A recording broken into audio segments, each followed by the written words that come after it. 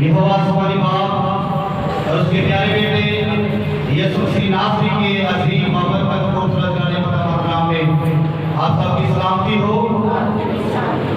और आप सबको ईद क़यामत और मसीह बहुत बहुत मुबारक हो।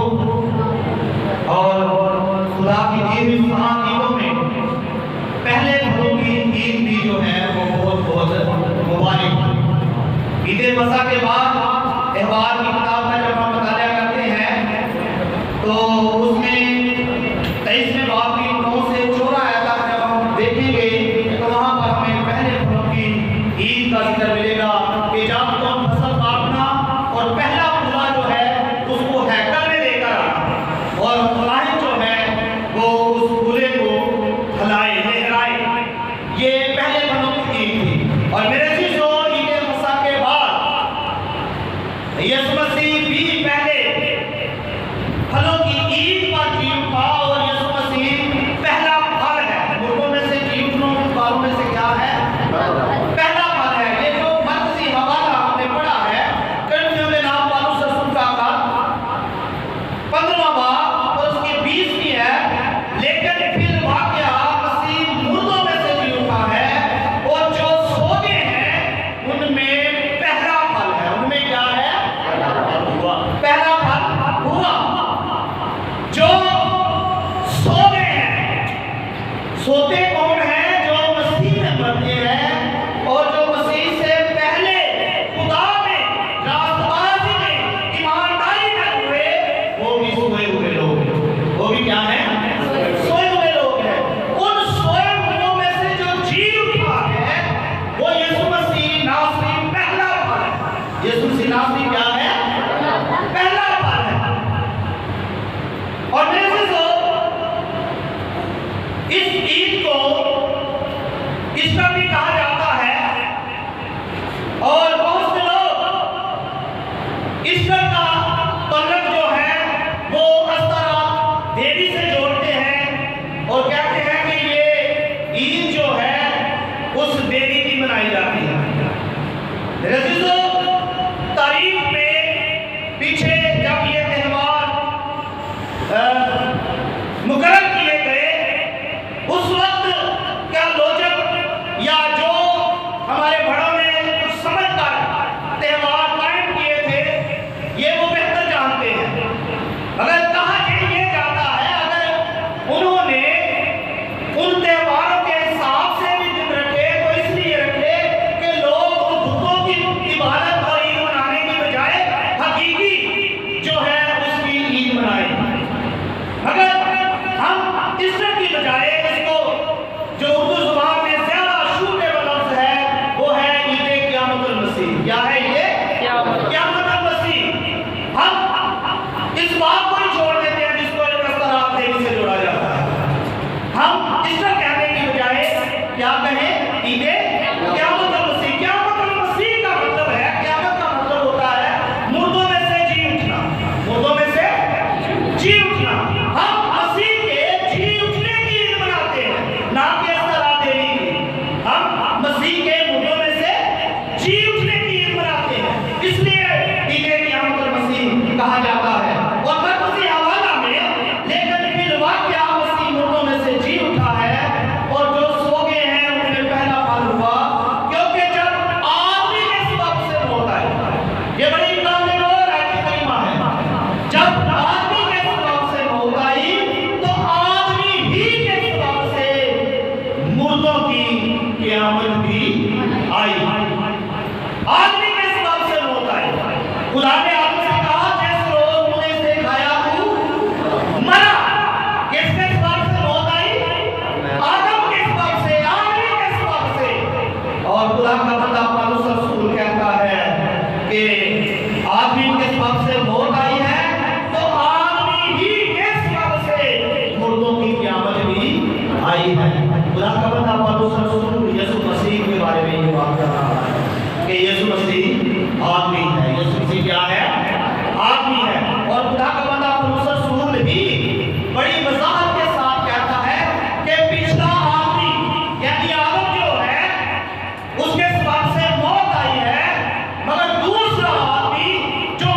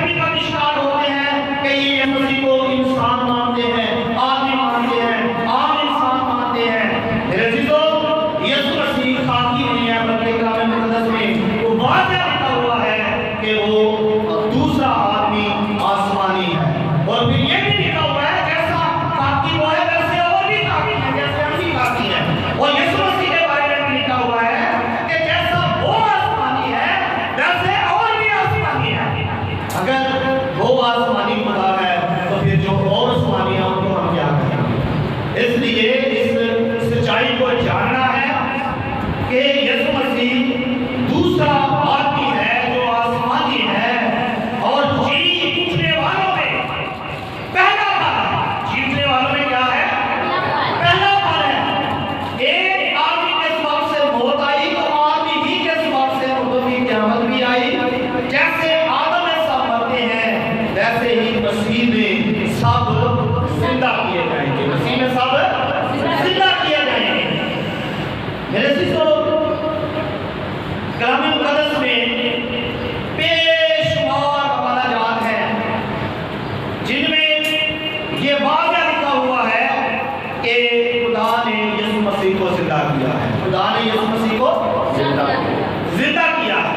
अगर हम रसूलों की दुआएं देखें तो पतरस रसूल जो है शागिर्दों में सबसे बड़ा है, उम्र सीधा है, अक्लमंद है।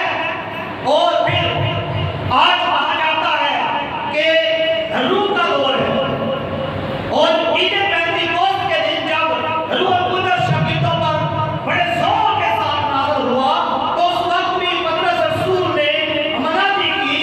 और इमाम की किताब दूसरे बाब का जब हम मुताला करेंगे 22 में से तो उसने बड़ी वज़ाहत के साथ कहा, ऐ इस्राएलियों सुनो, ये बातें सुनो कि यीशु नासरी एक शख्स था। यीशु नासरी एक शख्स था, आदमी था, इंसान था जिसका खुदा की तरफ से होना, किसकी तरफ से होना? खुदा की तरफ से होना। तो उन पर उन मौजूद और अजीब कामों और निशानों से साबित हुआ जो खुदा ने उसकी मार्फतों में दिखाए। चनाचे तो आप ही जानते हो जब वो खुदा के मुकर्ररा इंतजाम और उन्हें साबित के मौके पर पकड़वाया गया तो तुमने बेशरम उनके साथ से हाथ से उसे मसलूब करवाकर मार डाला। लेकिन खुदा ने, बड़ी काबिल गौर बात है, लेकिन खुदा ने मौत के बंद खोलकर उसे जलाया क्योंकि मुमकिन ना था कि वो उसके कब्जा में रहता। खुदा ने मौत के बंद खोलकर उसको जिंदा किया क्योंकि ये पेशगोई भी थी कि उसके सड़ने की नौबत नहीं पहुंचेगी, उसके बदन के सड़ने की नौबत नहीं पहुंचेगी। ये ज़बूर में पेशगोई थी और खुदा का बंदा कहता है वो पेशगोई पूरी हुई क्योंकि खुदा ने मौत के बंद खोलकर यीशु मसीह को क्या किया है? जिंदा किया है। और मेरे सिसो, ये ईमान रखना कि खुदा ने उसे मौतों में से जलाया है, इसका तल्लुक निजात से भी है। इसका तल्लुक निजात से है, छुटकारे से है, मगरसी से है। रोमियो 10वां बाब और उसकी 9वीं आयत जरा पढ़ लीजिएगा। वहां पर आपको मिलेगा कि अगर आप ये ईमान रखते हैं कि खुदा ने यीशु मसीह नासरी को मुर्दों में से जलाया है, जिंदा किया है, तो फिर आप निजात पाएंगे। अगर आप ये ईमान नहीं रखते तो फिर आप निजात भी नहीं पा सकते। लिखा है कि अगर तू अपनी ज़ुबान से यीशु के खुदा होने का इकरार करे, अगर तू अपनी ज़ुबान से यीशु के खुदा होने का इकरार करे और अपने दिल से ईमान लाए कि खुदा ने उसे मुर्दों में से जलाया, अपने दिल से, कैसे? दिल से ईमान लाए कि खुदा ने उसे मुर्दों में से जलाया है तो निजात पाएगा। तो निजात पाएगा। और फिर पतरस के खाते में पहले बात की 30वीं आयत में भी लिखा है कि उसका इल्म तो बनाए आलम से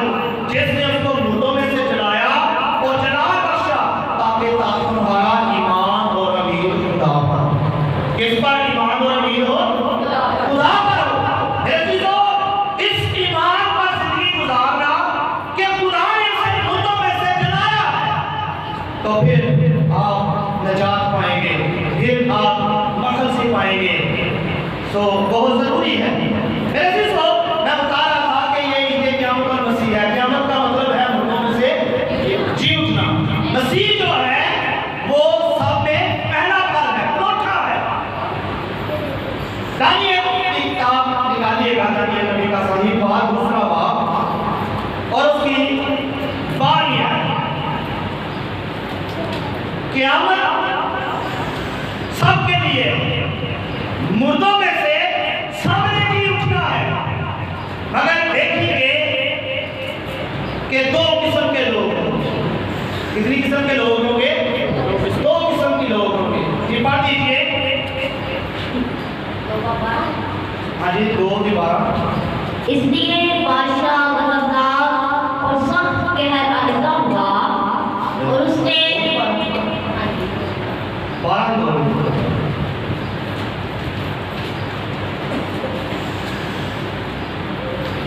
12 और जो ख्वाब में सो रहे हैं उनमें से बखेरे जाग उठेंगे।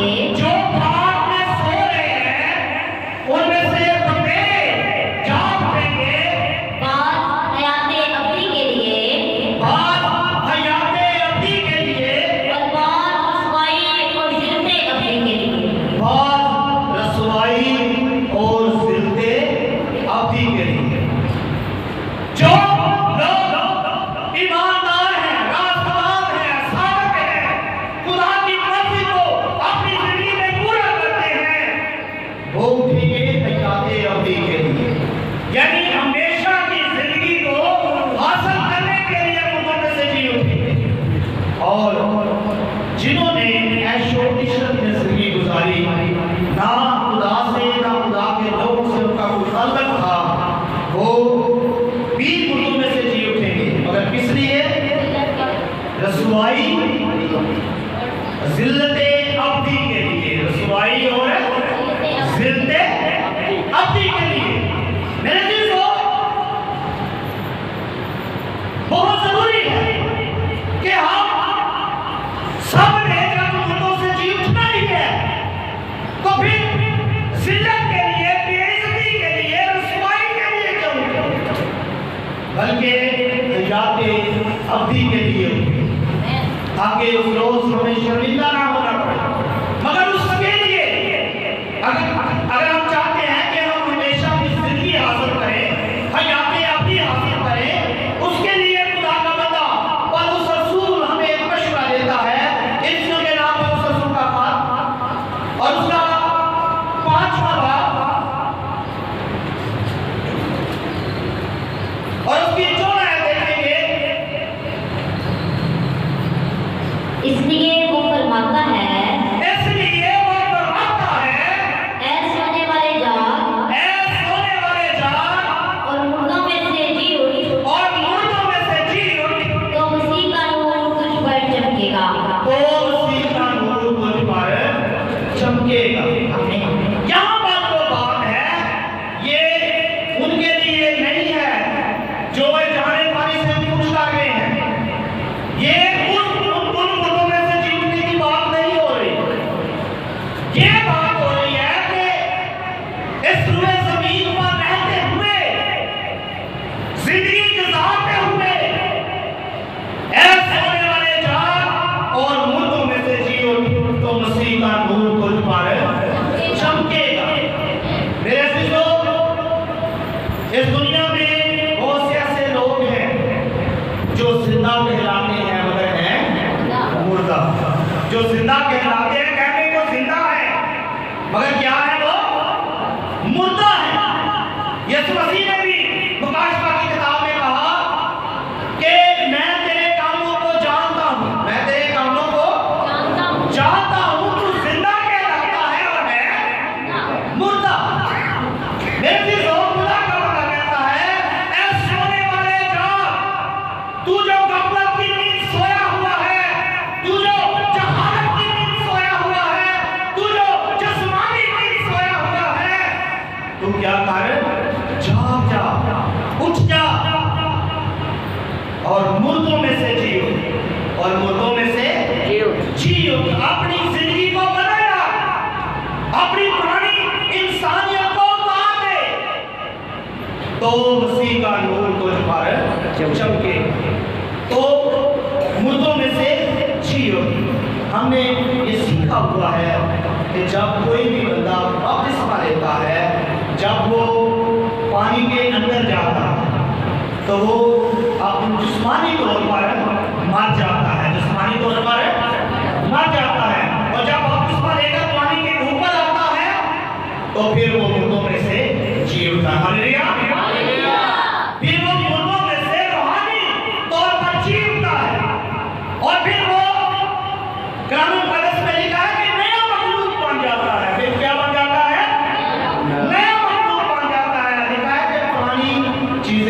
भी नहीं देखो सब नहीं हो।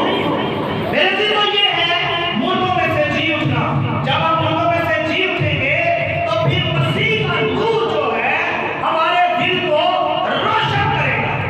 जब रोशन करेगा तो फिर हमें मालूम हो जाएगा कि हमने किस तरह से जिंदगी गुजारनी है। इसी में आगे लिखा हुआ है कि बस गौर से देखो कि किस तरह चलते हो, नदानों की तरह नहीं बल्कि नदाओं की मानद चलो। वक्त को गनीमत जानो कि आपके दिल बुरे हैं, इस बात से नदान ना बनो बल्कि खुदावंद की मर्जी को समझो कि वो क्या है। मेरे अजीजों, हयात अब्दी के लिए, हमेशा की जिंदगी के लिए, मसीह में सोने के लिए बहुत जरूरी है कि मुर्दों में से जी उठना, मुर्दों में से जी उठना। खुदा का बंदा पौलुस रसूल जो है कुलुसियों के नाम पौलुस रसूल का बाप उसका बाप जब हम उसका बताया करते हैं तो बात क्या से तो लिखा है वहां पर उसके साथ बपतिस्मा में दफन हुए, उसने खुदा की कुव्वत पर ईमान लाकर जिसने उसे मुर्दों में से जलाया उसके साथ जी भी उठे। उसने तुम्हें भी जो अपने फूलों और जिस्म की नामकनी के सबब से मुर्दा थे उसके साथ जिंदा किया और हमारे सारे कसूर सब कुछ हम माफ किए और उनको की बहुत दस्तावेज मिटा डाली जो हमारे नाम पर और हमारे खिलाफ थी, उसको सलीब पर ईंटों से जड़कर सामने से हटा दिया। मेरे चीजों, हमारे खिलाफ जो दस्तावेज लिखी गई जा चुकी थी, यीशु मसीह ने सलीब पर ईंटों से अपने आप को जड़कर उस दस्तावेज को हटा दिया और फिर बपतिस्मा लेने के सबब से हम मुर्दों में से जी उठते हैं। रोमियो 7:4 के 7 में लिखा है, बस ऐ मेरे भाइयों, तुम भी मसीह के बदन के वसीला से शरीयत के एतबार से इसलिए मुर्दा बन गए कि उस दूसरे के हो जाओ जो मुर्दों में से जलाया गया, ताकि हम सब खुदा के लिए फल करें। किसके लिए अपनी जिंदगी में फल पैदा करें? खुदा के लिए। उस दूसरे के हो जाओ जो मुर्दों में से जलाया गया, यानी कि इस रुए ज़मीन पर ही अपनी जिंदगी गुजारते हुए अपने अय्याम जो है जिंदगी के पूरे करते हुए बहुत जरूरी है कि हम यीशु मसीह के हो जाए, हम यीशु मसीह के हो जाए ताकि अपने बदनों से खुदा के लिए फल पैदा करें। और फिर रोमियो की किताब में लिखा है 6 में, पर जब हम मसीह के साथ हुए तो हमें यकीन है कि उसके साथ जिएंगे भी, क्योंकि ये जानते हैं मसीह जब मुर्दों में से जी उठा तो फिर नहीं मरेगा, मौत का फिर उस पर क्या नहीं होगा। इसी तरह तुम भी अपने आप को गुनाह के एतबार से मुर्दा मगर खुदा के एतबार से मसीह यीशु में जिंदा समझो। ये बड़ी खास बात है कि अपने बदन को गुनाह के एतबार से क्या समझो?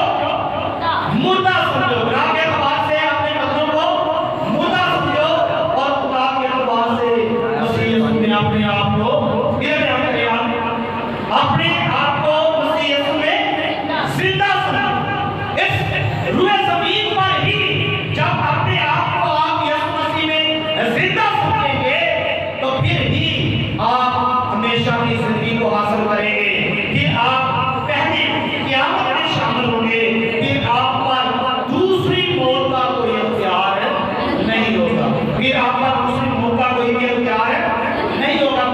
किताब में लिखा है 20वें बाब की 6 आयत में, मुबारक और मुकद्दस वो है, मुबारक और मुकद्दस वो है जो पहली क़यामत में शरीक होता है। पहली क़यामत जब जो मसीह यीशु में सोए हुए हैं वो जी उठेंगे, जब यीशु मसीह खुदा और आसमान के फरिश्तों और उस ललकार के साथ आएगा और जो मसीह में सोए हैं वो पहले जी उठेंगे। खुदा का पता कहता है किताब में यीशु मसीह लगवाते हैं कि मुबारक और मुकद्दस वो है जो पहले क़यामत में शरीक हो, दूसरी मौत पर उसका कुछ अख्तियार दूसरी मौत पर कुछ अख्तियार नहीं है। मेरे अज़ीज़ों, बहुत जरूरी है कि हम मसीह यीशु को जिंदा समझें, अपनी जिंदगी में जिंदा समझें और हमेशा अपनी जिंदगी में उसको जिंदा रखें।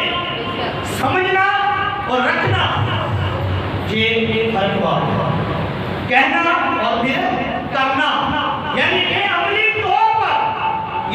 मसीह को अपनी जिंदगियों में जिंदा जाने वो कब होगा? जब हम अपने मदद को खुदा के एतबार से मुर्दा समझेंगे और खुदा के एतबार से मसीह यीशु मसीह को जिंदा समझेंगे। रोमियो 14 के 8 में लिखा है, क्योंकि हम में से ना भी अपने वास्ते जीता है ना भी अपने वास्ते मरता है। अगर हम जीते हैं तो खुदावंद के वास्ते जीते हैं, अगर मरते हैं तो खुदावंद के वास्ते मरते हैं। बस हम जिए या मरे खुदावंद ही के हैं, क्योंकि मसीह इसीलिए हुआ और जिंदा हुआ कि मुर्दों और जिंदों दोनों का खुदावंद, मुर्दों और जिंदों दोनों का खुदावंद। अगर हम मर जाते हैं तो फिर भी यीशु मसीह हमारा खुदावंद होना चाहिए। खुदावंद का मतलब है हमारी जिंदगी का मालिक होना चाहिए। अगर हम मसीह में जिंदा हैं, जमीन पर जिंदा हैं, तो फिर भी मसीह में जिंदा हो, मसीह में जिंदगी गुजारें, ताकि वो हर हालत में हमारा क्या हो? खुदावंद हो। दूसरा थिस्सलुनीकियों 5 की 10 में लिखा है, वो हमारी खातिर इसलिए हुआ कि हम जागते हो या सोते हो, हम जागते हो या सोते हो, सब मिलकर उसी के साथ जिए, सब मिलकर उसी के साथ जिए। मेरे चीजों बहुत जरूरी है कि हम यीशु मसीह को अपने आप में जिंदा समझें। और खुदा का बंदा पौलुस रसूल कहता है, अगर दूसरा पहला थिस्सलुनीकियों 3 बाब की 8 में बड़ी काबिल हो रहा है, अब अगर तुम खुदावंद में कायम हो, अब अगर तुम खुदावंद में कायम हो तो जिंदा हो, तो हम जिंदा हैं। मेरे चीजों, अगर तो आप खुदावंद में कायम हैं, यीशु मसीह में कायम हैं, तो फिर इसका मतलब है कि आप इस दुनिया में रहते हुए ही जिंदा हैं, मुर्दों में से जी उठ चुके हैं। बहुत एक ऐसी अकाल हकीकत है जो सब पर आती है, मगर उससे पहले रूहानी तौर पर जिंदा होने की जरूरत है। फिर हम अपनी मौत से, अपनी जिल्लत से, अपनी रसवाई से, उस आग और गंधक की झील से बच जाएंगे। मगर कब? जब हम यीशु मसीह को अपनी जिंदगी में जिंदा समझेंगे। और मेरे अजीजों, खुदा का बंदा पौलुस रसूल कहता है कि मरना, जिंदा रहना मेरे लिए मसीह और मरना नफा। जिंदा रहना मेरे लिए मसीह है, मैं मसीह के लिए जिंदगी गुजारता हूँ और मुझे मौत से कोई डर नहीं लगता, मुझे मौत से कोई डर नहीं लगता, क्योंकि मरना मेरे लिए नफा की बात है। मरना मेरे लिए क्या है? नफा की बात है। इस तरह कलाम मुक़द्दस में लिखा है, खुदावंद की निगाह में उसके मकसद की मौत कदरवानी है। गिरा कदर आप भी यीशु में जमीन पर खुदा के लोग बन जाए, उसके मुकद्दस लोग बन जाए, ताकि आप भी पौलुस रसूल की तरह कह सके, जिंदा रहना मेरे लिए मसीह और मरना नफा है। मरना मेरे लिए क्या है? नफा है। क्योंकि खुदा का बंदा पौलुस रसूल कहता है, दूसरा कुरिन्थियों 5 बाब की पहली आयत में, हम जानते हैं कि जब हमारा खैमा का घर जो जमीन पर है गिराया जाएगा, तो हमको खुदा की तरफ से आसमान पर एक ऐसी इमारत मिलेगी जो हाथ का बनाया हुआ घर नहीं है, बल्कि अब्दी है। बल्कि क्या है? अब्दी है। इसलिए खुदा का बंदा कहता है कि मुझे मौत से डर नहीं लगता, क्योंकि इस बदन में वो कहता है हम कराते हैं, हम परेशान होते हैं, हमें तरह तरह की मुसीबतें परेशानियां लाहक रहती हैं, मगर जब ये बदन जो है, ये खैमा जो है गिरा दिया जाएगा, तो फिर आसमान पर एक ऐसी इमारत मिलेगी जो हाथ का बनाया हुआ घर नहीं है। मेरे अजीजों, उस इमारत को हासिल करने के लिए, अपनी मकानों को हासिल करने के लिए, हमेशा की जिंदगी को हासिल करने के लिए बेहद जरूरी है कि हम यीशु मसीह के लिए जिए, मुर्दों में से जी उठे और फिर यीशु मसीह के लिए जिए, मुर्दों में से जी उठ जाए। क्योंकि खुदा का बताया कलाम में कहता है कि रात बहुत गुजर गई है, रात बहुत गुजर गई है। रात बहुत गुजर जाने से मुराद है कि आपने गफलत में बहुत ज्यादा नींद में वक्त गुजार लिया है, आप आप नहीं जानते कि आपके पास कितना वक्त बाकी रह गया। हमें से कोई भी नहीं जानता, मैं भी नहीं जानता। इसलिए बहुत जरूरी है कि जितना वक्त हमने गुजार लिया है वही काफी है। अब मुर्दों में से जी उठ जाए, अब उस गफलत की नींद से जाग जाए। यीशु मसीह कहते हैं जितने खुदा के बेटे की आवाज को सुनेंगे, जितने खुदा के बेटे की आवाज को सुनेंगे वो जिएंगे, वो जिएंगे, हमेशा के लिए जिएंगे, अपनी हयाती के लिए जिएंगे, अपनी मकानों के लिए जिएंगे। वो सुकून से अगली जिंदगी जो है खुशहाली से जिंदगी बसर करेंगे, क्योंकि खुदा लिखा है खुद उनके आंसू पूछ देगा, खुद उनके आंसू पूछ देगा। वहाँ फिर रोना नहीं होगा, वहाँ परेशानियां नहीं होगी, बल्कि सब जो हैं फरिश्तों की तरह खुशहाली के साथ खुदा की अमल करते हुए जिंदगी बसर करेंगे। अगर उसके लिए इस रूए ज़मीन पर रहते हुए ही हमें मुर्दों में से जी उठना है और मसीह के लिए जिंदगी बसर करनी है और मसीह को अपनी जिंदगी में जिंदा समझना है। रोमियो 8 में लिखा है अगर मसीह तुम में बदन तो गुनाह के सबब से मुर्दा है, अगर मसीह तुम में है तो बदन गुनाह के सबब से मुर्दा है, मगर रूह रास्तबाजी के सबब से जिंदा है। अगर उसी का रूह तुम में बसा हुआ है, किसका रूह? खुदा का रूह। ये बड़ी काबिल बात है। अगर उसका रूह तुम में बसा हुआ है, जिसने यीशु को मुर्दों में से जलाया, जिस खुदा ने यीशु मसीह को मुर्दों में से जलाया है, अगर उसका रूह तुम में बसा हुआ है तो लिखा है जिसने मसीह यीशु को मुर्दों में से जलाया वो तुम्हारे प्राणी बदनों को भी अपने उस रूह के वसीला से जिंदा करेगा जो तुम में बसा है।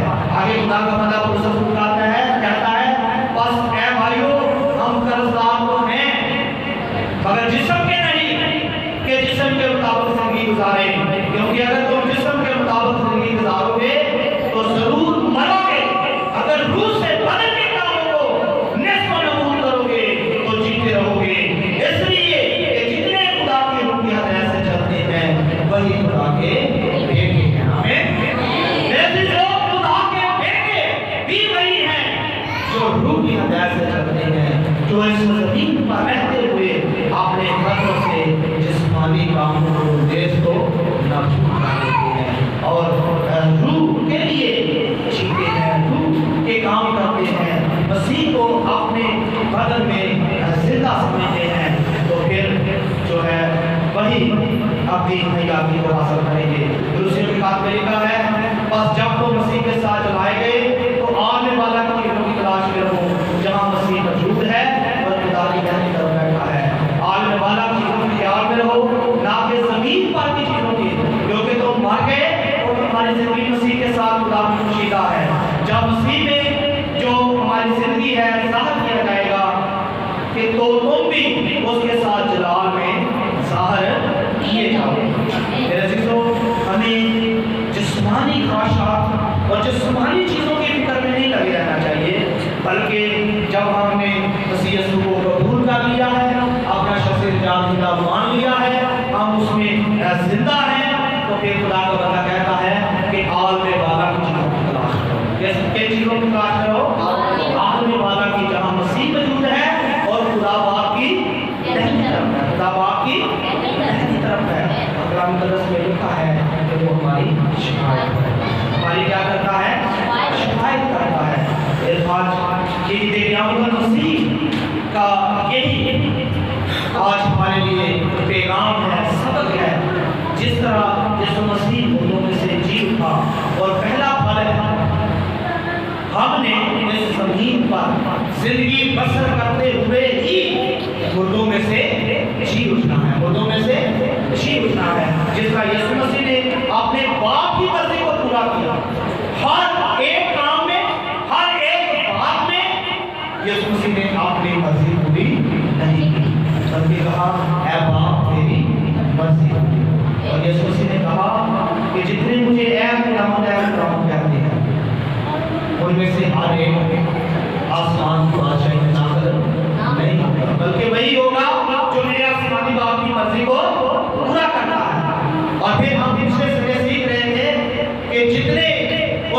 को सुनते हैं, उस पर अमल करते हैं और खुदा की मर्जी को अपनी जिंदगी में पूरा करते हैं, वो उसके बहन भाई और इस मसीह के साथ हमारा रिश्ता जुड़ जाता है। फिर हमारा हमारी बाप के साथ रिश्ता जुड़ जाता है। जितनों ने उसे कबूल किया उसने हमें खुदा के पसंद बनने का हक बख्शा। फिर हम खुदा के पसंद बन जाते हैं और उसे इसके हम फिर उस रोज हमारे लिए जिल्लत रसवाई या वो आग और खंदक की जलती झील नहीं होगी, बल्कि उस रोज यीशु मसीह कहेगा, आओ मेरे बाप के तुम्हारे को उस मिरास को हासिल कर लो जो बनाए आपने हमारे लिए है। सो हमने ईद क़यामत मसीह पर ये अहद करना है कि हमने मुर्दों में से जी उठकर हमेशा अपनी जिंदगी हमारी ज़मीन पर है मसीह में बसर करके मसीह को अपनी जिंदगी में जिंदा समझना है। जिंदा रहना मेरे लिए मसीह और मरना सो खुदा सलाम के से मुझे